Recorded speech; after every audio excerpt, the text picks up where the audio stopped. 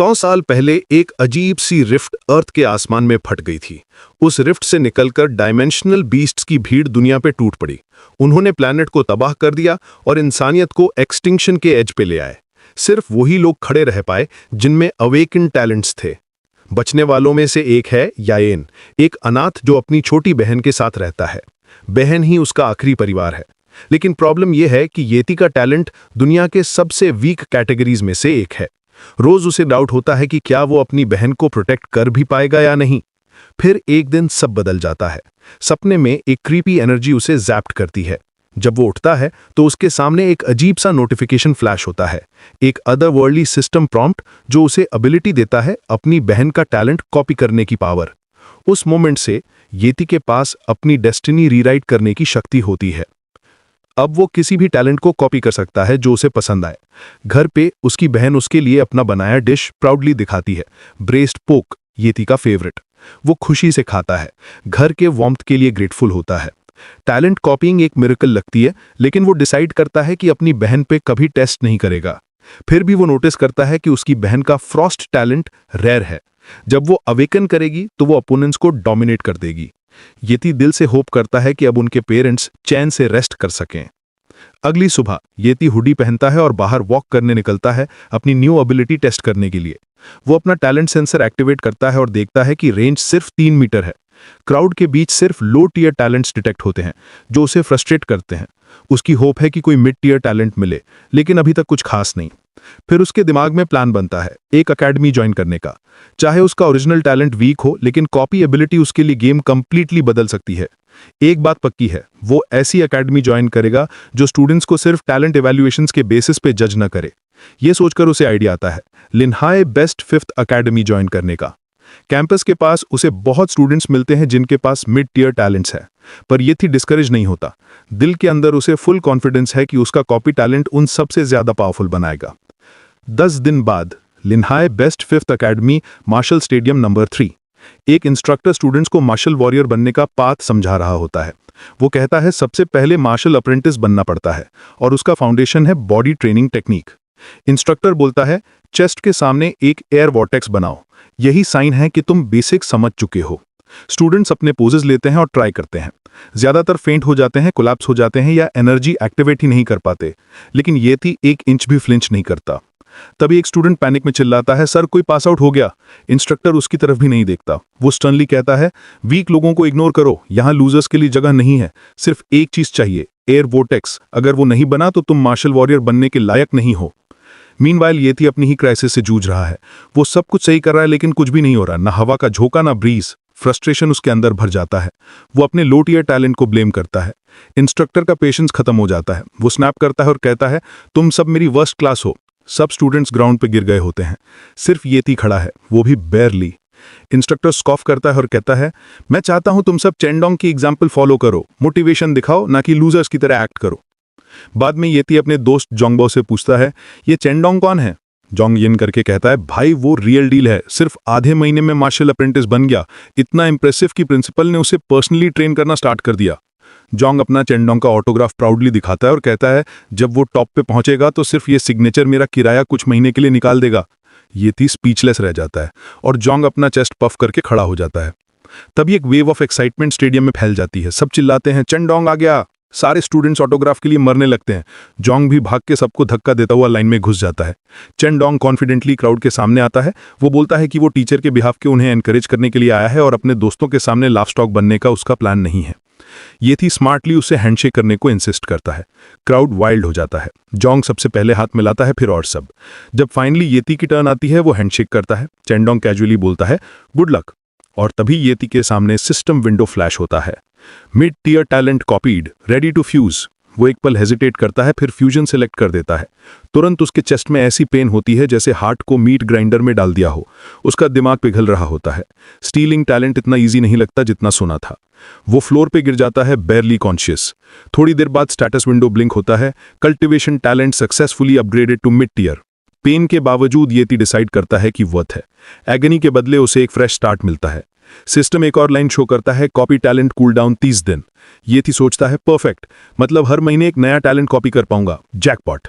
अब वो दोबारा बॉडी ट्रेनिंग टेक्निक ट्राई करता है, पोज बनाता है, फोकस करता है और इस बार उसके सामने एक छोटी सी टॉर्नेडो फॉर्म हो जाती है। सब कुछ स्मूथली चल रहा होता है मिड टियर टैलेंट की वजह से। येती अब बिगर पिक्चर देखने लगता है। एलीट मार्शल वॉरियर बनना अब इम्पॉसिबल नहीं लगता। ग्रेट मार्शल वॉरियर लेवल तक पहुंचना भी अब पॉसिबल लगता है। 1 महीने बाद चांदनी रात एक सैवेज वुल्फ रूफटॉप्स पे लीप कर रहा होता है। नीचे एक फादर और डॉटर डिनर प्लान्स बना रहे होते हैं। अचानक लैंटन गिरता है और वुल्फ फादर पे अटैक करके उसे इंस्टेंटली मार देता है। बेटी की चीख हवा को चीर देती है। येती फ्रीज हो जाता है, उसका फेस पेल पड़ जाता है। लोग पैनिक में चिल्लाते हैं, भागो मॉन्स्टर आ गया। येती के लिए ये पहली बार है कि वो मॉन्स्टर को इतने पास से देख रहा है। जब वुल्फ लड़की पे अटैक करने ही वाला होता है, येती हिम्मत जोड़कर उसे खींचकर साइड पे कर देता है। वुल्फ उन दोनों के पीछे लग जाता है। वो समझ जाता है कि बीस्ट बहुत फास्ट है, बचने का टाइम ऑलमोस्ट खत्म। तभी एक हीरोइक फिगर सीन में घुसता है, वुल्फ के पीछे से टक्कर मारकर रोड क्रैक कर देता है। वुल्फ घूमकर उस फिगर को घूरता है। वो है फेमस कैप्टन गेल वुल्फ। वो कहता है, सॉरी लेट हो गया। वो येती को ऑर्डर देता है, लड़की को सेफ रखो, बीस्ट का काम मैं खत्म करता हूं। गेल बीस्ट का सामना करता है। उसके 3 टीममेट्स आसमान से टपककर उसके साइड लैंड करते हैं। सब मिलकर वुल्फ पे हमला करते हैं। ब्लेड्स उसके बॉडी में घुस जाते हैं। एक पल के लिए लगता है बीस्ट डाउन हो गया, लेकिन फिर वुल्फ एक बोन चिलिंग स्क्रीम करता है। उसके शरीर से लाल ऑरा निकलने लगता है, जैसे उबलती खून की भाप। गेल तुरंत समझ जाता है और वार्निंग देता है, सब अलर्ट हो जाओ, बीस्ट ब्लड बर्स्ट मोड में एंटर कर रहा है। अब असली खतरा शुरू होगा। कैप्टन का एक लैकी तुरंत उसके पास भागकर आता है देखने के लिए कि सब ठीक है या नहीं। गेल वुल्फ अभी फिलहाल फाइन होता है, लेकिन फिर सब देखते हैं कि सिल्वर मून वुल्फ शैडोज में स्लिप करते हुए भागना ट्राई कर रहा है। गेल वुल्फ अपनी आंखों को नैरो करता है और तुरंत मूव कर जाता है। इस पप को जिंदा छोड़ने का कोई चांस नहीं है। अचानक हवा में पर्पल माना की एक तेजी फ्लड होती है। एक लड़की आसमान से नीचे गिरती है, हाथ में बो ऑलरेडी रेडी। गेल वुल्फ ग्रिन कर देता है, वही प्रिटी आर्चर जिसका वो इंतजार कर रहा था। वो एरो छोड़ती है और सीधा सिल्वर मून वुल्फ के नेक में जाके लगता है। एक ही शॉट में बीस्ट कोलैप्स करके जमीन पे गिर जाता है, dead on the spot. Gale wolf जोर से हंस पड़ता है।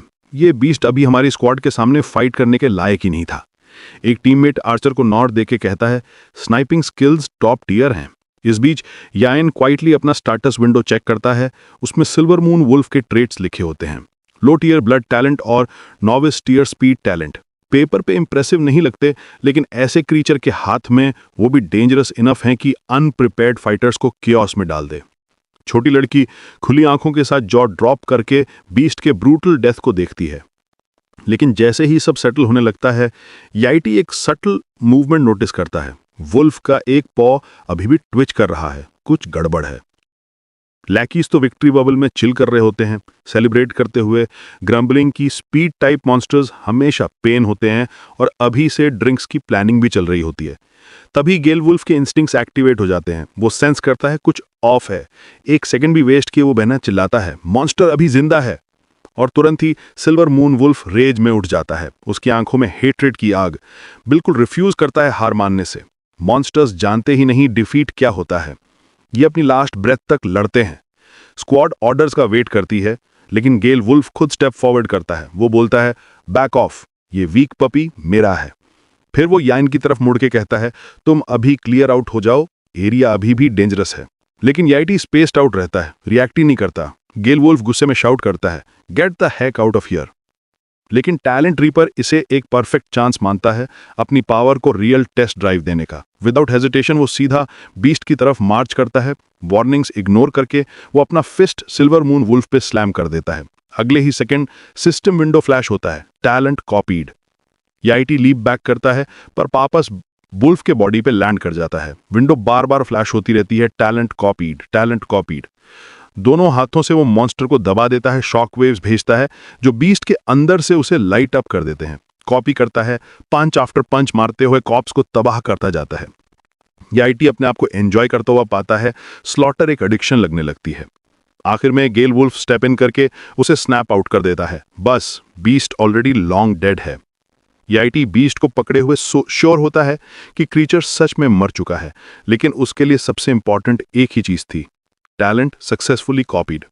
उसके बाद गेल वुल्फ टीम को क्लीन अप ड्यूटीज असाइन करता है। 3 सबऑर्डिनेट्स को बोलता है कि फॉलन आदमी और सिल्वर मून वुल्फ का कॉप्स रिमूव करें। आर्चर को ऑर्डर देता है कि लिटिल गर्ल का ध्यान रखे। जाते वक्त गेल वुल्फ याईटी की तरफ मुड़ के कहता है, होप करता हूं तुम्हें दोबारा देखूं मेरी स्क्वाड के मेंबर के रूप में जब तुम मार्शल वॉरियर बन जाओ। यह सुनकर याईटी का दिल एक्साइटमेंट से भर जाता है। वो उस दिन का इंतजार करता है जब वो इतना स्ट्रांग बन जाएगा कि स्क्वाड ज्वाइन कर सके। लेटर घर पहुंचकर वो सबसे पहले अपने चेहरे से ब्लड वॉश करता है। केयरफुल होता है कि यायू को कुछ नजर ना आए। अगर उसने देखा होता तो वो टेंशन में अपने आप को खत्म कर लेती। बाथरूम से निकल के वो देखता है कि घर क्वाइट है। यायू अपने बेड पे सो रही है, softly snoring like a baby. नींद में वो बोलती है, बिग ब्रो। ये सुनकर याईटी के फेस पर एक क्वाइट स्माइल आ जाता है। फिर वो बाहर जाता है, काम नाइट में खड़े होके फाइनली दिन का वेट फील करता है। ये पहली बार था जब उसने एक रियल मॉन्स्टर फेस किया और वो बीस्ट कहानियों से 1000 गुना ज्यादा पावरफुल और टेरिफाइंग था। वो जेंटली यायू को टक इन करता है, इंश्योर करता है कि वो वार्म और सेफ है। अंदर एक रिजॉल्व बिल्ड होता है, उसे मार्शल वॉरियर बनना ही होगा, क्योंकि एक दिन शायद सिर्फ वो ही अपनी बहन और नाइटमेयर के बीच खड़ा होगा। तब उसके दिमाग में एक वाइल्ड थॉट आता है, क्या मॉन्स्टर के टैलेंट्स को ह्यूमन बॉडी के साथ मर्ज करना पॉसिबल है? बेड पे बैठ के वो स्टेटस विंडो को घूरता है। मॉन्स्टर के टैलेंट्स की डिटेल्स उसके सामने होती हैं। दिल के अंदर वो जानता है कि फ्यूजन लाइफ थ्रेटनिंग हो सकता है और शायद लास्ट टाइम से भी ज्यादा पेनफुल, लेकिन उसकी नीड टू ग्रो स्ट्रॉन्गर किसी भी फ्यूअर से ब्राइट होती है। अगर अपने लव्ड वंस को प्रोटेक्ट करना है, स्पेशली यायू को, तो वो कुछ भी फेस करेगा, चाहे कितना भी ब्रूटल पाथ हो। स्पीड टैलेंट सेलेक्ट करके वो अपने माउथ में कपड़ा दबा लेता है, ready to endure the pain. Fusion process start होते ही एगनी एक स्टॉर्म की तरह उसके शरीर में फ्लड होती है। मसल्स और बोन्स पीस बाय पीस फट रहे होते हैं। उसके दांत ग्रिटिंग, बॉडी वर्ज पे ब्रेक होने लगती है। प्रोसेस के बीच में एक शार्प क्रैक सुनाई देता है। उसका लेग फ्रैक्चर हो जाता है। पेन फायर की तरह शूट होती है। उसका दिमाग पैनिक में आ जाता है। क्या टैलेंट कॉपिंग फेल हो गया? डाउट उसे हिट करता है। एक सेकंड के लिए सोचता है कि शायद अपने लिमिट्स पुश करना गलती थी। हेड स्पिन होता है, बॉडी स्लिप करने लगती है। याईटी सोचता है कि यही एंड है। एक पल के लिए उसके दिमाग में आता है कि यायू को बुलाए, लेकिन बोलने से पहले ही डार्कनेस उसे पूरा निगल लेती है। नेक्स्ट मॉर्निंग वो झटके से उठता है, हार्ट पाउंडिंग। सबसे पहले अपना लेग चेक करता है। कोई फ्रैक्चर, कोई ब्रूज नहीं, बिल्कुल ठीक। वो कंफ्यूज्ड होता है कि रात में क्या हुआ, लेकिन अब उसका बॉडी लाइटर फील होता है। जल्दी से स्टेटस विंडो खोलता है और कंफर्म होता है, Yan mid tier cultivation talent plus novice tier speed talent copying success. Later 5th academy के ग्रोव में यान ऑल स्माइल्स होता है। फॉरेस्ट में टार्जन की तरह लीप करता हुआ ट्रीज से जंप करता है, लैंडिंग स्मूथ। उसके अंदर एनर्जी बर्स्ट हो रही है। एक नया वर्जन लगता है। एक पत्ता हवा में गिरता है और वो एफर्टलेसली उसे पकड़ लेता है। Swiftness of silver moon wolf simply awesome लगती है। बाद में वो दोबारा बॉडी ट्रेनिंग टेक्निक प्रैक्टिस करता है। सोचता है कि अब उसकी स्पीड मार्शल वॉरियर के बराबर लग रही है, लेकिन स्ट्रेंथ अभी लैकिंग है। कल्टीवेशन स्पीड बूस्ट करने का तरीका मिल जाए तो परफेक्ट हो। तभी जैंग ग्रोव में आ जाता है। याईटी को ट्रेनिंग करते देख के वो उसके शोल्डर पे टैप करता है। तुरंत नोटिस करता है कि याईटी अब स्टडी लग रहा है। जैंग बेट लगाता है कि याईटी मार्शल अप्रेंटिस स्टेज क्रॉस कर चुका है। फिर बोल्ड होके कहता है, और स्ट्रॉन्गर बनना चाहते हो? मॉन्स्टर ब्लड पीना ट्राई करो, मैं खुद करता हूं, मेरे रिजल्ट्स डबल हो गए हैं। पहले याईटी बिलीव नहीं करता, लेकिन शॉक होता है ये सुन के कि मॉन्स्टर ब्लड इतना पावरफुल हो सकता है। उसे थोड़ा रिग्रेट होता है कि सिल्वर मून वुल्फ का ब्लड उसने मिस कर दिया। जैंग ग्रिन करके बोलता है, अगर इंटरेस्टेड हो तो मैं एक तरीका जानता हूं जिससे तुम्हें मॉन्स्टर ब्लड मिल सकता है। वो डिटेल स्पिल करता है। लिन्हाई बेस के हायर अप्स ने एक नया वाइल्ड जोन ओपन किया है सिटी के बाहर। ये एरिया एग्जाम के लिए बनाया गया है और प्राइस है मॉन्स्टर ब्लड। याईटी पूछता है, डेंजर लेवल? जैंग कैजुअली कहता है, काफी लो है, ज्यादा मॉन्स्टर्स ऑलरेडी क्लियर कर दिए गए हैं, सिर्फ कुछ वीक डिसेंडेंट्स बचे हैं। याईटी सोचता है वर्थ अ ट्राई है। जैंग तुरंत बोलता है, मेरी स्क्वाड ज्वाइन कर लो एग्जाम के लिए। याईटी का फेस ब्लैंक हो जाता है, जैसे पैरालिसिस स्पेल हिट कर गया हो। जैंग वाइन करता है, ये टॉप सीक्रेट इन्फो तुम्हें बताया क्योंकि तुम दोस्त हो और तुम मना कर रहे हो। याईटी सॉरी बोलता है, नेक्स्ट टाइम। जैंग उसे कोल्ड हार्टेड बोलता है। ट्रूथ ये है कि याईटी टीम अप रिस्की मानता है। उसका एबिलिटी अभी भी सीक्रेट है। रिवील करना मतलब सब कुछ रिस्क पे डालना। सोलो चलना ही सेफ है। याईटी अंदर से फायर्ड अप है। मॉन्स्टर ब्लड पाना ही है, ब्रेक थ्रू करना है और मार्शल वॉरियर बनना ही है। 1 month later 5th academy main office. Professor गुस्से में डिमांड करता है, किसने एग्जाम का इंटेल लीक किया? टीएन इनवाइट के बिना साइन अप कर गया? हेजिटेंटली टीएन समझाता है, मैं ऑलरेडी मार्शल अप्रेंटिस हूं, इसलिए क्वालिफाइड हूं रजिस्टर करने के लिए। प्रोफेसर फ्रस्ट्रेटेड होता है और उसके सामने एक लाइफ रिस्पॉन्सिबिलिटी एग्रीमेंट फेंक देता है। हालांकि वो चाहता है कि ये बच्चे थोड़ी ज्यादा जिंदगी जी पाएं। अगर टीएन परीक्षा देना चाहता है तो उसे लाइफ रिस्पॉन्सिबिलिटी एग्रीमेंट पर साइन करना ही पड़ेगा। फिर गुस्से और चुनौती के मिश्रण के साथ प्रोफेसर उससे कहता है, अगर तुम्हें मरने से डर लगता है तो अब ऑफिस से बाहर निकल जाओ। कुछ समय बाद टीएन ऑफिस से हल्की मुस्कान के साथ बाहर निकलता है। वो पहले ही एग्रीमेंट पर साइन कर चुका है। जब वो निकल जाता है, प्रोफेसर हंसते हुए सोचता है कि क्या छात्रों को सच में लगता है कि इस तरह की एग्जाम्स उनके लिए होती हैं। अपने खुद के स्माइल के साथ वो मर्डर करता है कि टीएन को इसका पछतावा होगा। अगली सुबह यायू उठती है और अपने भाई को पुकारती है, लेकिन स्वादिष्ट खाने की खुशबू उसे ब्रेकफास्ट टेबल की ओर खींच लेती है, जहां सब कुछ पहले से तैयार है। उसे टीएन का एक नोट मिलता है जिसमें लिखा है कि वो 3 दिन में वापस आएगा क्योंकि उसके स्कूल में एक इवेंट है। इसे पढ़कर यायू सोचती है कि ऐसा इवेंट जो इतना लंबा चलता है क्या होगा, और चुपचाप अपने भाई की सेफ्टी की कामना करती है। जब टीएन जगह पर पहुंचता है, 5th एकेडमी के छात्र एक्साइटमेंट से बजिंग कर रहे होते हैं। वहां सभी 5 मेजर एकेडमीज के स्टूडेंट्स मौजूद हैं। इस बीच मो शियाओ अपने बॉडीगार्ड के साथ 5th एकेडमी के छात्रों की ओर डिसडेनफुल ग्लांस डालता है और कहता है, ये गार्बेज एकेडमी किस कम है। उसका बॉडीगार्ड मजाक में सुझाव देता है कि वो मॉन्स्टर्स और ह्यूमंस दोनों हंट कर ले, बस वीकलिंग्स को खत्म करने के लिए। जैंग बाओ टीएन की ओर इशारा करता है और बताता है कि मो शियाओ बे यंगर जनरेशन में सबसे स्ट्रांग है। टीएन जल्दी समझ जाता है कि शाओ सिर्फ एक ईगो ड्रिवन आदमी है। अचानक एक लड़का अपनी स्वॉर्ड शीट में रखते हुए 1st एकेडमी के कैंप्स में सीधे चला आता है, आंखों में फियर्स डिटर्मिनेशन। छात्र चिल्लाने लगते हैं और पूछते हैं कि वो यहाँ कैसे आया, लेकिन वो क्लियरली गुस्से में है और शाओ को चैलेंज करता है कि सामने आए। वो कहता है कि उसे टुकड़ों में काटने आया है। शाओ बस मर्क करता है, तैयार है लड़ाई के लिए।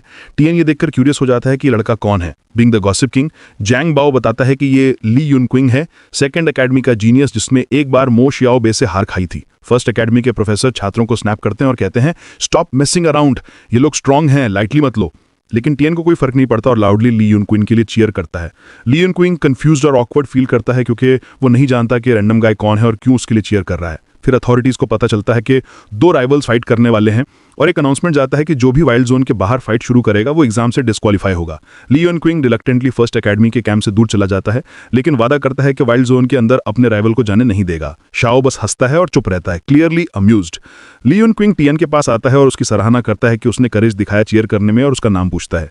टीएन इंट्रोड्यूस करता है अपना नाम और इसी मौके पर ली युनक्विंग के टैलेंट्स ऑब्जर्व करता है, लो टीयर कल्टिवेशन टैलेंट और मिड टीयर स्वॉट टैलेंट, जो टीएन को काफी डिसेंट लगता है।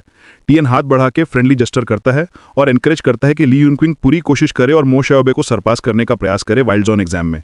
ली युनक्विंग सरप्राइज्ड होता है, हैंडशेक करता है, उसे लकविश करता है।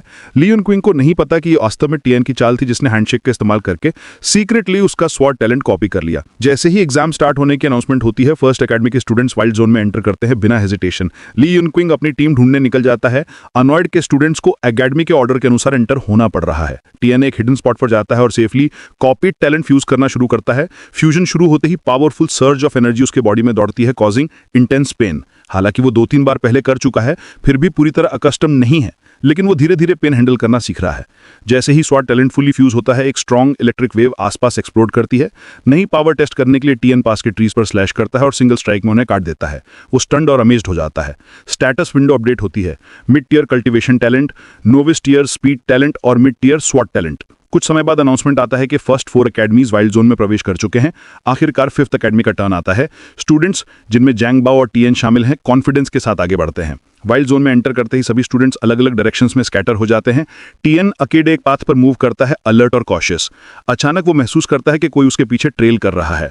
बिना समय गवाए वो स्पिन करता है और जायंट स्नेक रशिंग आता देखता है। टीएन हाई लीप करता है और ब्लिंक में स्वॉर्ड से स्ट्राइक करके मॉन्स्टर को मार देता है। स्नेक ग्राउंड पर लाइफलेस गिर जाता है। प्रूफ के लिए उसके आई बॉल को लेकर अपनी पहली पॉइंट अर्न करता है।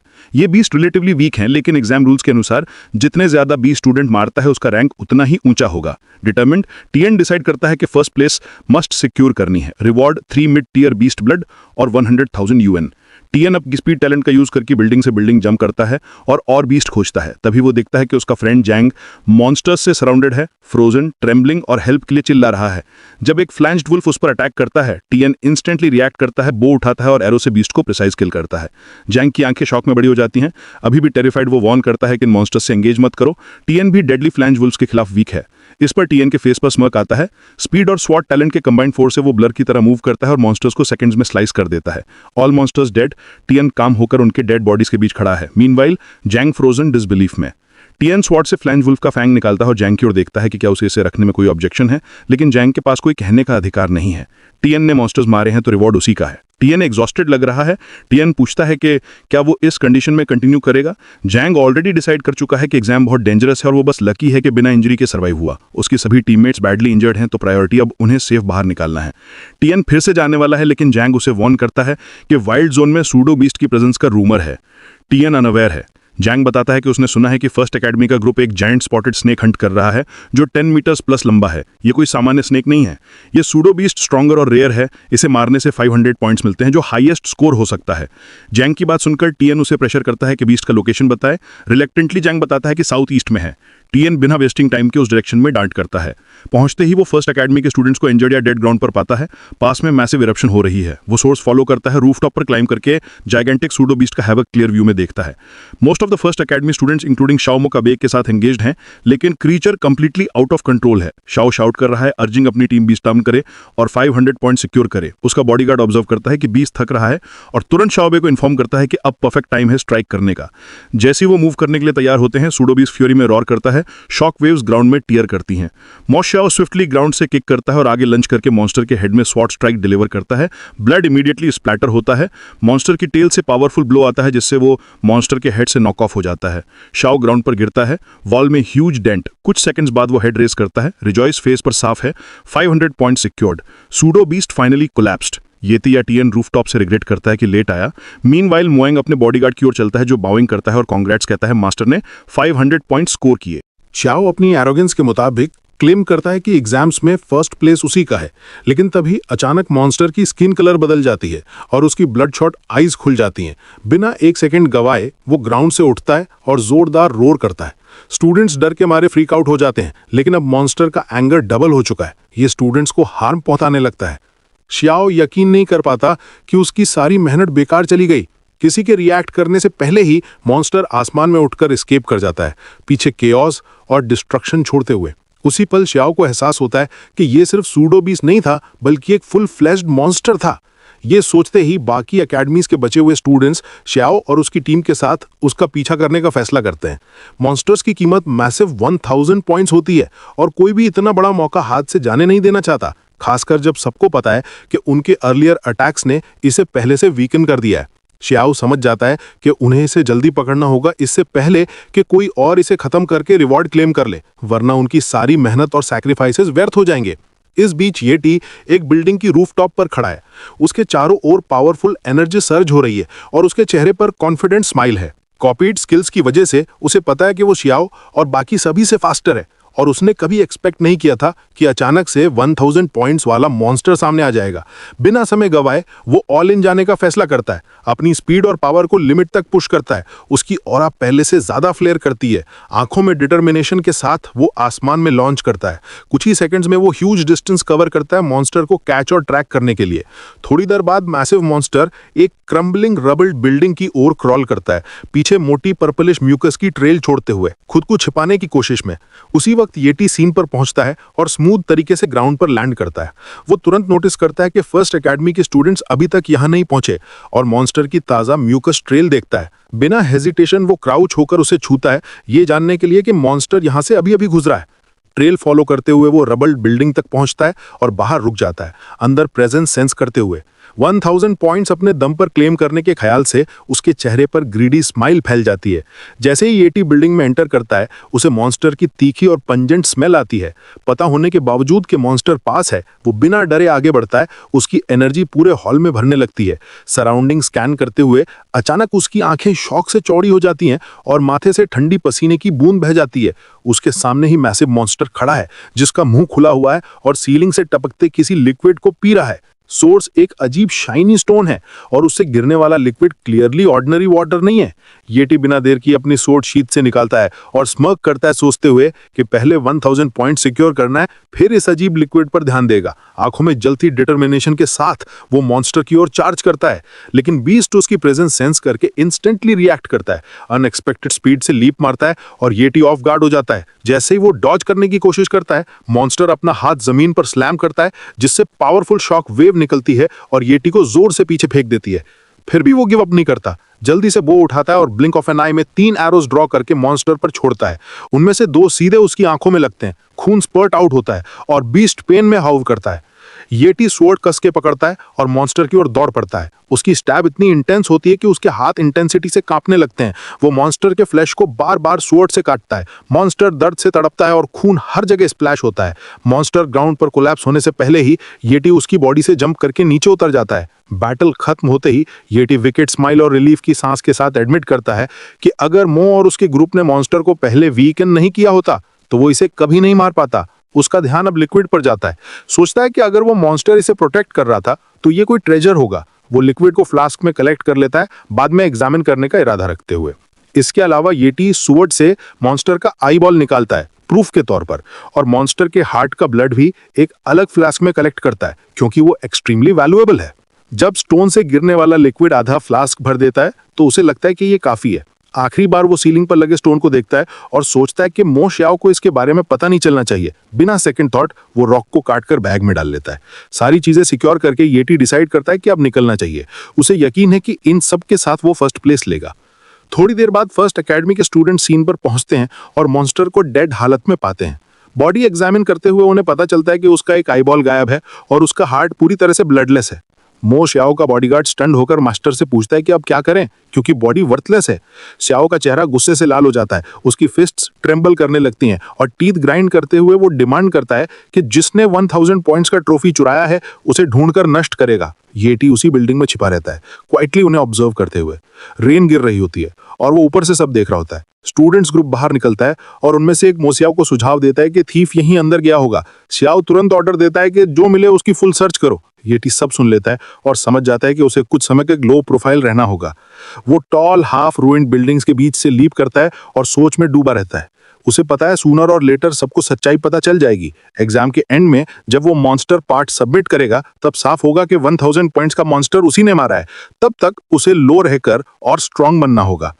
सेफ शेल्टर जैसा एक स्पॉट देखकर येटी वहां लैंड करता है।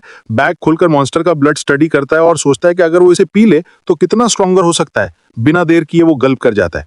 टेस्ट डिस्गस्टिंग है लेकिन उसकी नजर में स्ट्रेंथ पाना और अपनी सिस्टर को प्रोटेक्ट करना किसी भी प्राइस के काबिल है। दूसरी ओर दूर अपने स्कूल में यांग्यू भी सोच रही होती है कि उसका भाई कैसा है। येटी के चारों ओर पावरफुल सर्ज ऑफ एनर्जी फैल जाती है और उसकी कल्टीवेशन स्पीड नॉर्मल से 4 गुना बढ़ जाती है। अब उसे समझ आता है कि चेन डोंग और बाकी इतने तेजी से कैसे ग्रो कर रहे थे। सिर्फ 2.5 दिन बचे हैं और वो जानता है कि उसे पूरी जान लगाकर कल्टीवेट करना होगा। 3 दिन बाद अकेडमी का एग्जामिनर सभी के पॉइंट्स रिकॉर्ड करना शुरू करता है। लियून क्विंग कॉन्फिडेंट होकर आता है और एग्जामिनर से अपना स्कोर अनाउंस करने को कहता है। उसके पास 195 पॉइंट्स हैं। कई स्टूडेंट्स प्रभावित होते हैं, अप्रूवल में नोट करते हैं। तभी मो श्याओ और उसका बॉडीगार्ड पहुंचते हैं। स्मग ग्रिन के साथ श्याओ बाकी सबको मॉक करता है, फिर विकेट स्माइल के साथ अपना बैग एग्जामिनर को देता है। एग्जामिनर अनाउंस करता है 427 पॉइंट्स। एरिना केओस में फट पड़ता है। लियून क्विन जेलेसी में अक्यूज करता है कि मो श्याओ ने पॉइंट स्टील किए हैं, लेकिन बाकी स्टूडेंट्स इंप्रेस्ड होकर उसे कांग्रेचुलेट करते हैं। श्याओ का एक्सप्रेशन डार्क हो जाता है और वो एडमिट करता है कि असली हाईएस्ट स्कोर 1000 होना चाहिए। एग्जामिनर कंक्लूड करता है कि जो अभी तक वापस नहीं आया वो शायद डेड है, इसलिए मो श्याओ बाई को फर्स्ट प्लेस अवार्ड किया जाए। डिसीजन फाइनल होने ही वाला था कि फुटस्टेप्स की आवाज गूंजती है। सबका ध्यान उधर जाता है और एक शैडो फिगर नजदीक आता दिखाई देता है। वो कोई और नहीं बल्कि येटी है। कॉन्फिडेंटली एग्जामिनर के पास जाकर वो अपना बैग देता है जिसमें मॉन्स्टर के आईबॉल्स हैं। एग्जामिनर स्टंड होकर लाउडली अनाउंस करता है 1163 पॉइंट्स। पूरा हॉल गूंज उठता है। येटी को इस साल के प्रैक्टिकल एग्जाम का टॉप स्कोरर डिक्लेयर किया जाता है। Reward 3 bottles of monster blood और ₹1 लाख यूएन कैश। उसके दोस्त चीयर करते हैं। लियून क्विन डिसबिलीफ में खड़ा रह जाता है। मो श्याओ टीथ ग्रेट करता है, रियलाइजिंग कि उसे पब्लिकली ओवरशैडो कर दिया गया है, और उससे भी ज्यादा इंसल्ट ये कि उसे हराने वाला 5th एकेडमी से है। क्वाइट फ्यूरी के साथ वो बॉडीगार्ड को ऑर्डर देता है कि येटी के बारे में सब कुछ पता करो। टेंशन के बीच में जैंगबो प्राउडली फर्स्ट एकेडमी के स्टूडेंट्स के सामने फ्लेक्स करता है और ब्रैग करता है कि उसके फ्रेंड ने लेजेंड क्रिएट कर दिया है। लेकिन 5th एकेडमी का प्रोफेसर ये खुशी शेयर नहीं करता। वो कंसर्न्ड लगता है ये जानकर कि यातियन ने अब मो क्लैन जैसी पावरफुल फैमिली को ऑफेंड कर दिया है, और डराता है कि ये जीत उसे उसकी जान भी पड़ेगी। बाद में टॉप 3 पार्टिसिपेंट्स यान सियाओबे और लिन युनचुंग अपनी फोटोशूट खत्म करते हैं, जिससे प्रैक्टिकल एग्जामिनेशन ऑफिशियली खत्म होती है। फिर प्राइज डिस्ट्रीब्यूशन होती है। जब वो पोडियम पर एक साथ खड़े होते हैं तो सियाओ यानियन को एक बैक हैंडेड कॉम्प्लीमेंट देता है। उसे तारीफ करता है कि उसमें हिम्मत है कि वो उससे चुरा सके। लेकिन टेंशन बढ़ने से पहले लिन यूनिंग बीच में आता है और यानियन का सपोर्ट करता है। पॉइंट करता है कि इस योग की तरह येतियन ने भी अपने पॉइंट्स अपने स्किल से कमाए हैं। अपने प्राइड पर अभी भी कब्जा जमाए, सियाओ क्लेम करता है कि वो सबसे स्ट्रांग है, जिसे यानियन उसे चैलेंज करता है वहीं अभी और कहीं भी लड़ने के लिए, ताकि वो डिसाइड कर सकें कि असल में वो टाइटल किसने डिजर्व करती है। यानियन जानता है कि जब कोई पावरफुल या पॉलिटिकली कनेक्टेड आदमी आपको टारगेट करे तो भागने का कोई फायदा नहीं, सिर्फ एक ही ऑप्शन है, इतना स्ट्रांग बन जाओ कि वो दोबारा चैलेंज करने की हिम्मत ना करे। 10 दिन बाद यतियन घर लौटता है। यायू तुरंत उसे गले लगाने दौड़ती है और चेक करती है कि उसे कोई चोट तो नहीं आई। उसे ये देखकर रिलीफ मिलती है कि वो ठीक है। यदि फिर उसे एक बड़ी रकम देकर चौंका देता है, उसे बताता है कि वो उसकी पढ़ाई और लिविंग एक्सपेंसेस के लिए है। उनका प्लेफुल मोमेंट तब इंटरप्ट होता है जब वो एक मिस्टीरियस बुक निकालता है, the illustrated book of treasures. यायू ईगरली उसके पास बैठ जाती है और वो मिलके उसके पेजेस फ्लिप करते हैं, और तभी यतियन उसे पत्थर की इमेज देखता है जो उसने अपने हंट के दौरान सीलिंग पर देखी थी। उसे टेरर एलिक्सर कहते हैं, एक रेयर सब्सटेंस जो आदमी की नेचुरल कल्टीवेशन टैलेंट को बूस्ट करती है, लेकिन ये सिर्फ उन पे काम करती है जिनकी लो या मिड लेवल एबिलिटीज हैं। इंटरेस्टिंगली बुक ये भी मेंशन करती है कि इवन रेयर टेरमोशल स्टोन्स जो हाई लेवल टैलेंट्स को इन्हांस कर सकते हैं कभी कभी उसके आसपास मिलते हैं। ये से यानियन को समझ आता है कि मॉन्स्टर ने टेरर एलिक्सर यूज करके स्ट्रांग बना होगा, और अब उसने ये इनक्रेडिबली रेयर ट्रेजर बेवकूफ़ी में ले लिया है बिना उसकी ट्रू वैल्यू जाने। उसके थॉट्स तब इंटरप्ट होते हैं जब यायू उसे टेरर एलिक्सर देती है, जो अब एक छोटे फ्लास्क में है, लेकिन यति को अब उसकी ज़रूरत नहीं। तो वो सिंपली स्मग करता है और यायू को बोलता है कि वो उसे पी ले, कहता है कि अब उसकी बारी है स्ट्रांग बनने की। यायू कंप्लीटली शॉक्ड रह जाती है। दोनों सिबलिंग्स लाउंज में बैठे हैं, लेकिन ये बात उसे समझ नहीं आ रही। वो एलिक्सर पीने से इनकार करती है, आर्ग्यू करती है कि उसकी टैलेंट तो अभी अवेकन भी नहीं हुई है और ये वेस्ट हो सकता है। जब वो उसका स्टेटस विंडो चेक करते हैं तो वो कल्टीवेशन टैलेंट को लो टियर और फर्स्ट टैलेंट को नोविस टियर दिखा रहा है, जो अभी भी अनअवेकेंड है। क्योंकि उसकी टैलेंट लो टियर है, टेरर एलिक्सर पीने के बाद डेफिनेटली कुछ इंप्रूवमेंट तो होगी, लेकिन यानियन को नहीं पता कि वो इंप्रूवमेंट कितनी बड़ी होगी। फिर भी यायू सजेस्ट करती है कि उसे बेच देना चाहिए, कहती है कि इतनी वैल्यूबल चीज से बहुत बड़ी प्राइस मिलेगी। उसकी डम सजेशन को इग्नोर करते हुए यतियन बुक फिर से फ्लिप करता है और सीखता है कि जहां एलिक्सर मिला था वहां पे एक रेयर टेरिलियल स्टोन भी हो सकता था। उसे एहसास होता है कि उसने जगह तबाह कर दी। वो अफसोस करने लगता है, अब अगर बात फैल गई तो पोटेंशियल बायर्स को यकीन नहीं होगा कि उसके पास स्टोन नहीं है और वो उसे उसके लिए पकड़ने भी आ सकते हैं। यायू स्टन रह जाती है, उसे पूरी तरह से वेस्ट लगता है। एलिक्सर को भी वेस्ट नहीं करना चाहता। यतियन तुरंत उसे उठाता है और वो प्रोटेस्ट कर पाए उससे पहले उसका मुंह खोलता है और उसे पीने पर मजबूर करता है। यायू ग्रंट करती है और कफ करती है, लेकिन फिर एक वार्म कंफर्टेबल फीलिंग उसमें फैल जाती है। लेकिन जब वो फिर से उसका स्टेटस चेक करते हैं तो उसकी कल्टीवेशन टैलेंट अभी भी लो टियर ही दिखा रही है, जिससे यानियल सोचता है कि शायद बुक गलत थी। याहू नींद महसूस करते हुए सोने के लिए लेट जाती है। इस दौरान यानियन थोड़ा और वेट करने का फैसला करता है, सोचता है कि शायद एलिक्सर ने अभी इफेक्ट दिखाना शुरू नहीं किया है। 1 घंटे बाद याहू सोफा पर गहरी नींद में होती है, जबकि यानियन पास ही टेबल पर बैठा होता है। अचानक याहू से टैलेंट ऑरा की स्ट्रांग वेव्स आना शुरू होती हैं। यानियन तुरंत उसका स्टेटस विंडो चेक करता है और देखता है कि उसकी कल्टीवेशन टैलेंट मिड टियर तक पहुंच गई है। 2 प्योर टियर्स की बढ़ोतरी, मिड टियर कल्टीवेशन टैलेंट और उसकी रेयर फ्रॉस्ट टैलेंट की कॉम्बिनेशन से यतियन को यकीन हो जाता है कि यायू में फ्यूचर में टॉप रैंकिंग मार्शल वॉरियर बनने की पोटेंशियल है। ये रियलाइजेशन उसकी अपनी डिटर्मिनेशन को और तेज करती है। सियो के बारे में सोचकर वो साइलेंटली उसे चैलेंज करता है, क्योंकि यतियन कभी भी उसे हारने को तैयार नहीं। 10 दिन बाद 5th एकेडमी के जंगल में यानियन कामली मेडिटेट कर रहा होता है। उसकी पावर्स क्वाइटली सर्कुलेट कर रही होती हैं जब जैंग बाओ घबराहट में उसकी तरफ दौड़ता है। सांस फूलते और डर से भरा हुआ जैंग उसे बताता है कि मो सियाओबे ने सिक्लूजन में जाने का फैसला किया है और वो मार्शल वॉरियर रैंक तक पहुंचने की कोशिश कर रहा है। जैन स्टंट रह जाता है ये देखकर कि यानियन फ्लिंच तक नहीं करता, बल्कि वरीड होने की जगह यानियन को असल में निराशा होती है कि सियाओ ने अब तक उसे चैलेंज नहीं किया। उसने पहले ही सियाओ की टैलेंट के बारे में जानकारी ले ली है और जानता है कि उसकी कल्टीवेशन भी मिड टियर है, इसलिए उसे ब्रेक थ्रू करने में 1 महीना लग सकता है। जैन उसे समझाना चाहता है कि ये कितना सीरियस मैटर है। उसे याद दिलाता है कि सियाओ एक वेल्दी और पावरफुल फैमिली से आता है और सिर्फ 3 बॉटल मॉन्स्टर ब्लड ऐसे आदमी को हराने के लिए काफी नहीं है। ड्रामेटिक होते हुए जैंग वादा करता है कि वो यानियन की कॉर्प्स को एक लॉयल फ्रेंड की तरह उठाएगा और यायू की देखभाल करने का भी वादा करता है। यतियन बिल्कुल इग्नोर करता है उस बकवास को और अपने पास बची चीजों पर फोकस करता है, कुछ लो रैंक मॉन्स्टर ब्लड और मॉन्स्टर के हार्ट का ब्लड। इनसे शायद वो एडवांस मार्शल अप्रेंटिस रैंक तक पहुंच जाएगा, जो मार्शल वॉरियर रेंज से एक छोटा स्टेप नीचे है। शायद ये फुल ब्रेक थ्रू के लिए काफी नहीं, लेकिन अपनी स्पीड और स्वॉट टैलेंट के साथ उसे यकीन है कि वो एक असली मार्शल वॉरियर से हेड टू हेड लड़ सकता है। दुनिया के एक और हिस्से में मो स्टेट में ग्रैंड कैसल की स्टील गेट्स अचानक खोल दिए जाते हैं और दूर से एक पावरफुल फिगर की छाया नजर आती है। वो और कोई नहीं बल्कि मो श्याओबे है। उसका बॉडीगार्ड तुरंत रिस्पेक्ट में झुक जाता है और उसे मार्शल वॉरियर रेल में सक्सेसफुली एडवांस करने पर बधाई देता है। मो श्याओबे में पूरी ट्रांसफॉर्मेशन आ चुकी है। उसके आसपास एक स्ट्रॉन्ग कमांडिंग एनर्जी है और ये क्लियर है कि अब चीजें यानियन के लिए उसने सोची थी उससे कहीं ज्यादा टफ होने वाली हैं। हॉल में शियाओ सर्वेंट्स के द्वारा सर्व किया जा रहा है। काम और कंपोज दिख रहा है। इस दौरान मोएन लिन्हाई बेस की वेल्दी और प्रेस्टिजियस मो फैमिली का एक एलीट मार्शल वॉरियर और मो सियाओ का फादर रूम में दाखिल होता है। मोएन बहुत खुश होता है कि उसके बेटे ने अपनी सिक्लूडेड ट्रेनिंग पूरी कर ली है और उसे सक्सेसफुली ब्रेक थ्रू करके एक फुल फ्लेज्ड मार्शल वॉरियर बनने पर तारीफ करता है।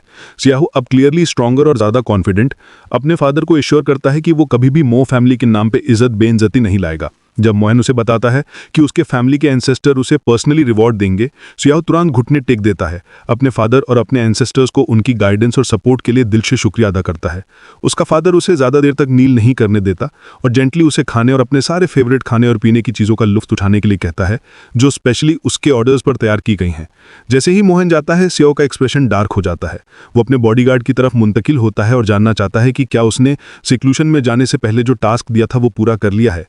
बिना किसी हेजिटेशन के बॉडीगार्ड उसे बताता है कि येतियन का कोई पेरेंट्स नहीं है, ना कोई फैमिली टाइज है और ना ही कोई पॉलिटिकल या इन्फ्लुएंशियल बैकिंग, जिसका मतलब है कि वो उसे जैसा चाहें डील कर सकते हैं। ये सुनकर कि उसके दुश्मन का कोई प्रोटेक्शन या सपोर्ट नहीं है, सियाओ डिसाइड करता है कि गेम खत्म करने का टाइम आ गया है, लेकिन वो इससे ज्यादा एंटरटेनिंग तरीके से करना चाहता है। यानियन को वीक मानते हुए सियाओ अपने बॉडीगार्ड को उसकी असासिनेशन अरेंज करने का ऑर्डर देता है। बॉडीगार्ड वार्न करता है कि उनकी टेरिटरी में मर्डर कॉम्प्लिकेशंस पैदा कर सकता है, लेकिन सियाओ डिस्क्रीटली एक शैडो असैसिन यूज करने पर इंसिस्ट करता है।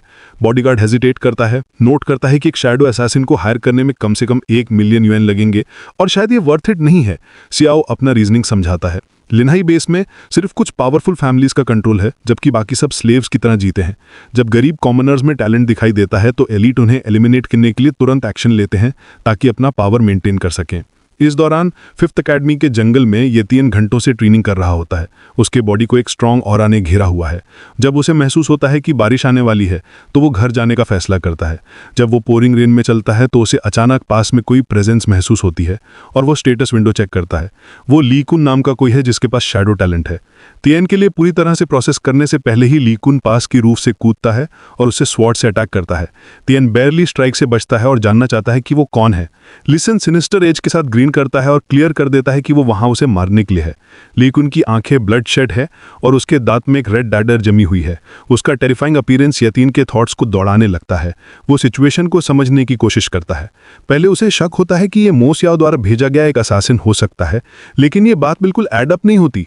सियाओ ऑलरेडी इतना स्ट्रांग है कि वो ओपनली फेस कर सके, तो फिर ऐसी पावर वाला कोई असासिन क्यों भेजेगा? उसकी माइंड में कंफ्यूजन बाकी है, लेकिन उसके पास इस पर सोचने का टाइम नहीं। लियोन अचानक हवा में ऊंचा कूदता है, डैगर आगे करते हुए स्ट्राइक करने को तैयार। येन जल्दी से अपनी स्वॉर्ड उठाता है अटैक ब्लॉक करने के लिए और फिर पीछे कूदता है, सिर्फ ये रियलाइज करने के लिए कि ली कुन गायब हो गया है। तब उसे समझ आता है शैडो टैलेंट की नेचर। ये इनविजिबल होने की एबिलिटी देता है।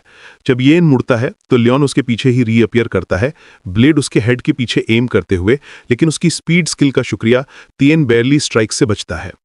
फेल्ड स्नीक अटैक ली कुन को फ्रस्ट्रेट करती है, जिसे क्लियरली एक्सपेक्ट नहीं था कि येन के लेवल का कोई इतना फास्ट होगा। तिएन डिसाइड करता है कि डिफेंस खेलना बंद करने का टाइम आ गया है और सिचुएशन को फ्लिप करता है। एक विकेट ग्रिन के साथ वो आगे बढ़ता है और अपना वेपन ली कुन पर स्विंग करता है, लेकिन एक बार फिर असैसिन गायब हो जाता है। ऐसा टैलेंट एक ऑर्डिनरी मार्शल आर्टिस्ट के लिए हैंडल करना मुश्किल होता है, लेकिन येन के अगेंस्ट ऐसे ट्रिक्स बिल्कुल यूजलेस है। एक नैरो एली के बीच येन स्टिल खड़ा रहता है, पूरा फोकस अपने ओपोनेंट को सेंस करने में लगाता है। जब वो एनर्जी में शिफ्ट महसूस होता है, वो स्विफ्टली अपनी स्वॉर्ड स्विंग करता है, जिससे लीकुन का बॉडी हवा में उड़ जाता है। लियोन के मुंह से ब्लड निकलने लगता है जब वो जमीन पर गिरता है। स्टन्ड और डिसबिलीविंग, वो समझ नहीं पाता कि येन, जो एक एलीट मार्शल वॉरियर भी नहीं है, उसके शैडो टैलेंट को कैसे देख पाया। क्यूरियोसिटी और डेस्पिरेशन में वो एक्सप्लेनेशन मांगता है, लेकिन यानी काम रहता है, धीरे धीरे उसकी तरफ चलता है और जवाब देने के बजाय क्वेश्चन वापस उसी पर फेंक देता है। कहता है कि अगर ली कुन सच में जानना चाहता है तो पहले अपनी आइडेंटिटी रिवील करे। स्मर्क करते हुए लियोन अपने वेपन तक पहुंचने की कोशिश करता है और टॉन्ट करता है कि वो जवाब तभी रिवील करेगा जब तियन अपनी आखिरी सांस ले रहा होगा। एक फ्लैश में वो फिर अटैक करता है। यान स्ट्राइक से बचने के लिए हवा में कूदता है और जब उसके पैर जमीन को छूते हैं वो इनक्रेडिबल स्पीड के साथ आगे बढ़ता है, अपनी सॉर्ड सीधे लियोन के बॉडी में घुसा देता है। उसके पीछे खड़े होकर येन एक बार फिर मांगता है कि उसे किसने हायर किया। एक डाइंग लाफ के साथ ली कुन तियन की तारीफ करता है कि वो स्ट्रॉन्गेस्ट मार्शल आर्टिस्ट है जिससे कभी लड़ा है, और अपनी आखिरी सांस में वो कन्फेस करता है कि वो मुआ बै था। तियन गिरते हुए बॉडी के पास बैठता है, उससे निकलते हुए डार्क एनर्जी की स्ट्रीम्स की तरफ हाथ बढ़ाता है और लियोन का शैडो टैलेंट कॉपी कर लेता है। जब पावर ट्रांसफर होती है, एनर्जी की एक लहर येन के बॉडी में दौड़ती है और उसका status window successful copy confirm करता है। अब वो मिड टियर कल्टीवेशन टैलेंट और ब्लेड टैलेंट दिखाता है और उसकी स्पीड और शैडो टैलेंट्स दोनों नॉविस टियर पर हैं। आसमान से बारिश बरसती रहती है, डार्क क्लाउड्स में लाइटनिंग चमकती है जब ब्लड ली कुन के फेस को कवर कर लेता है। उसे वहीं छोड़ने के बजाय एतियन पास के पत्थर इकट्ठा करता है और बॉडी को उनके नीचे दफन कर देता है। ऐसा करते हुए इसके माइंड में एक थॉट आता है कि एक इंसान को पत्ते की तरह नहीं जीना चाहिए, हेल्पलेसली हवा और बारिश के झोंकों में उड़ता हुआ। वहां से चलते हुए उसे एक अकेला पत्ता ड्रिफ्ट करते हुए नजर आता है। उसे अपने हाथ में पकड़ता है और साइलेंटली खुद से वादा करता है कि वो गिरते हुए पत्ते की तरह नहीं बल्कि हवा और बारिश की तरह जिएगा, स्ट्रॉन्ग, पावरफुल और अनस्टॉपेबल। तियन घर लौटता है बिल्कुल उसी वक्त जब हेवी क्लाउड्स शहर के ऊपर इकट्ठे होते रहते हैं। एक गर्म शावर और सुखाने के बाद वो लाउंज में सेटल होता है, सोफा में डूबकर एक लंबी साई ऑफ रिलीफ लेता है। वो लियन की सारी चीजें वापस लाया है, उसके वेपन्स भी। ट्विन ब्लेड्स को उठाते ही तियन इमीडिएटली रियलाइज करता है कि वो प्राइमोर्डियल वेपन्स हैं जो उसकी अपनी सॉर्ट से काफी आगे हैं, जो फाइट के दौरान टूट गई थी। लियोन की चीजों में एक गोल्ड कार्ड भी है जिसकी वैल्यू 1 मिलियन येन है और सिल्वर कार्ड 1 लाख का, मिलाकर टोटल 3.5 मिलियन यूएन। बिना दूसरा सोचे तियन कार्ड्स को अपने वॉलेट में रख लेता है। इस आइडिया पर ग्रिन करता है कि श्याओ ने उसे मरने के लिए जो पैसा खर्च किया था अब वो उसके अपने बेनिफिट के लिए यूज करेगा। आइटम्स में उसे एक बुक भी मिलती है जिसका टाइटल है शैडो ब्लेड, एक ब्रॉन्ज रैंक ब्लेड स्किल, और अपनी आंखों में चमक के साथ वो इसे अपने बढ़ते हुए आर्सेनल में शामिल कर लेता है। बुक खोलते ही तियन थ्रिल्ड हो जाता है, उसे एग्जैक्टली वो चीज मिलती है जिसका उसे जरूरत थी। ये जानकर कि ब्लेड स्किल्स उसे अपने ब्लेड टैलेंट की पूरी पोटेंशियल अनलीश करने में मदद करेंगी। टाइम वेस्ट किए बिना वो अपने बेडरूम की तरफ जाता है, ग्रिन करते हुए दरवाजा बंद करता है और बेड पर बैठकर सीखना शुरू करता है। वो स्किल बुक का पहला चैप्टर खोलता है, ट्रेनिंग में डूबने को तैयार, लेकिन अचानक उसे रियलिटी का एहसास होता है। पैनिक की एक लहर आती है जब उसे एहसास होता है कि याहू अभी तक घर नहीं आई है। डर क्रीप करता है और तियन लिविंग रूम में वापस दौड़ता है। उसका माइंड दौड़ने लगता है, अगर मोशा बाई के पास इतनी इंफॉर्मेशन थी कि उस पर असैसिन भेज सके तो ये पॉसिबल है कि याहू भी डेंजर में हो। बिना दूसरा सोचे तियन बैल्कनी से कूद जाता है, रूफटॉप से रूफटॉप पर दौड़ता है। उसका दिल वरी से धड़कता है जब वो अपनी बहन की सेफ्टी के लिए प्रेयर करता है। जब वो डाउनटाउन एरिया के एक रेगुलर मिडिल स्कूल में पहुंचता है, वो स्कूल यार्ड में लैंड करता है और फ्रैंटिकली सर्च करना शुरू करता है। हालांकि वो जानता है कि ये एक ऑर्डिनरी स्कूल है जहां मार्शल वॉरियर्स को ट्रबल करने या स्टूडेंट्स को नुकसान पहुंचाने की अनुमति नहीं है, लेकिन तियन कन्विंस नहीं है कि शो बाय जैसा कोई रूल्स की परवाह करेगा। अचानक उसे कुछ पीछे चुभता हुआ महसूस होता है। एक आवाज उसे वॉर्न करती है कि मूव न करे। इंस्टिंक्टिवली रिएक्ट करते हुए तियन घूम जाता है और काउंटर करने को तैयार होता है, लेकिन कोल्ड होकर रुक जाता है जब देखता है कि वो उसकी बहन है यायू, जो एक अम्ब्रेला पकड़े ग्रिन कर रही है। वो कैजुअली एक्सप्लेन करती है कि वो क्लास के बाद क्लीन अप ड्यूटी पर थी और रूम्स को टाइडी करने के लिए पीछे रुक गई थी, अपने भाई की पैनिक से बिल्कुल अनजान। घर वापस जाने के रास्ते पर चलते हुए यायू नोटिस करती है कि उसका भाई पूरा सोक्ड है, बेयरफुट है और बिना अम्ब्रेला के। कंसर्न वो उसे पूछती है कि क्या हुआ, लेकिन उसे सच बताने के बजाय तियन एक वेग एक्सक्यूज देकर ब्रश ऑफ कर देता है।